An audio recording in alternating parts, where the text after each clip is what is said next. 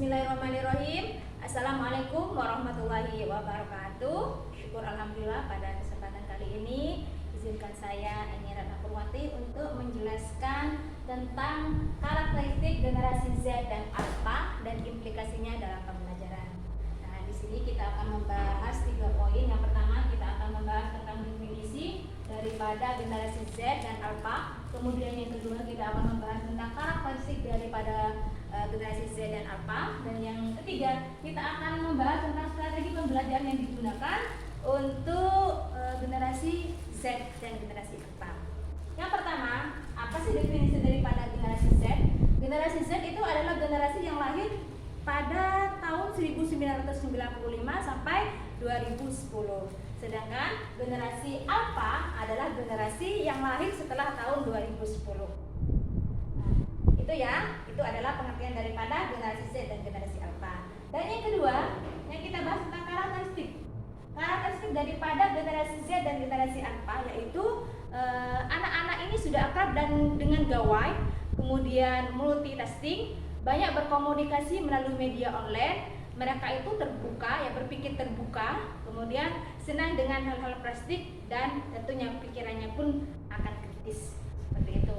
Dan karakteristik yang selanjutnya yaitu generasi Z dan Alpha ini adalah selalu terhubung dengan internet, dan mereka itu gawai baik dalam sebuah pembelajaran ataupun dalam kehidupan sehari-harinya. Kemudian generasi Alpha dan Z ini lebih terampil dalam hal digital dan komputer, melebihi keterampilan daripada guru-gurunya sendiri.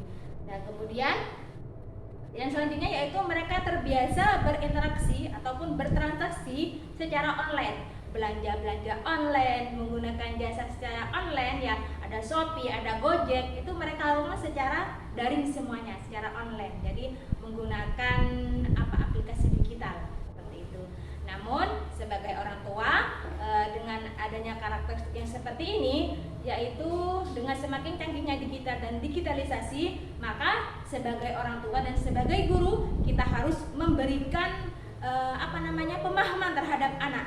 Karena apa? Karena di dalam digitalisasi di sini banyak sekali konten-konten yang kurang mendidik, ya. Banyak sekali konten-konten yang yang kurang bermanfaat, ya.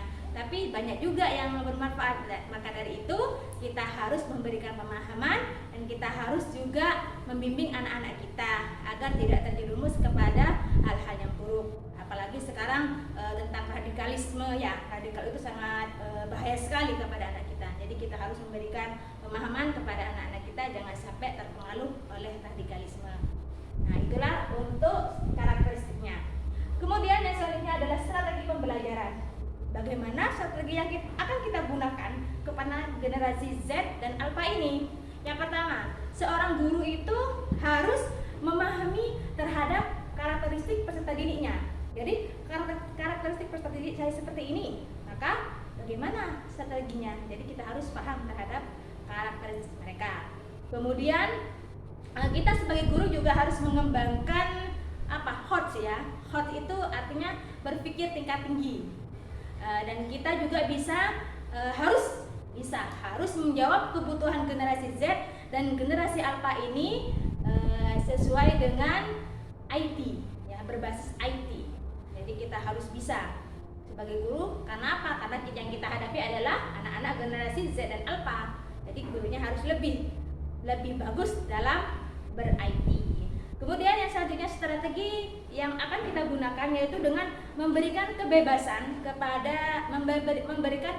ekspresi kepada peserta didik kita. Kemudian yang ketiga adalah kita akan mengembangkan karakter melalui media teknologi informasi dan komunikasi, kemudian dengan mengembangkan karakternya dengan media sosial, yaitu dengan menanamkan kesadaran kesehatan, tentang kejujuran, tentang hal-hal positif. Jadi kita di sana karakternya anak itu kita bimbing, kita arahkan melalui bantuan daripada teknologi informasi ini. Kemudian strategi yang selanjutnya yaitu dengan mengembangkan aneka minat dan bakat anak. Jadi tiap anak itu memiliki bakat dan minat masing-masing. Maka sebagai guru kita harus mengetahui apa sih minat dan bakat anak-anak kita. Nah, sehingga kita bisa dapat kita dapat memberikan strategi pembelajaran yang tepat sesuai dengan minat dan bakatnya. Kemudian yang terakhir yaitu kita harus menggunakan media digital. Nah, dalam penggunaan internet ini yaitu dengan pembelajaran, misalnya kita bisa menggunakan Google Form ya, Google for Education seperti itu. Jadi memang generasi Z dan Alpha ini memang betul-betul anak-anak yang hidup dalam yang selalu terhubung dengan internet, digitalisasi seperti itu. Jadi kita sebagai guru harus lebih semangat ya, harus lebih termotivasi untuk mempelajari tentang IT agar kita tidak kalah dengan peserta didik kita. Mungkin hanya ini yang dapat kami sampaikan, kurang lebihnya Assalamualaikum warahmatullahi wabarakatuh.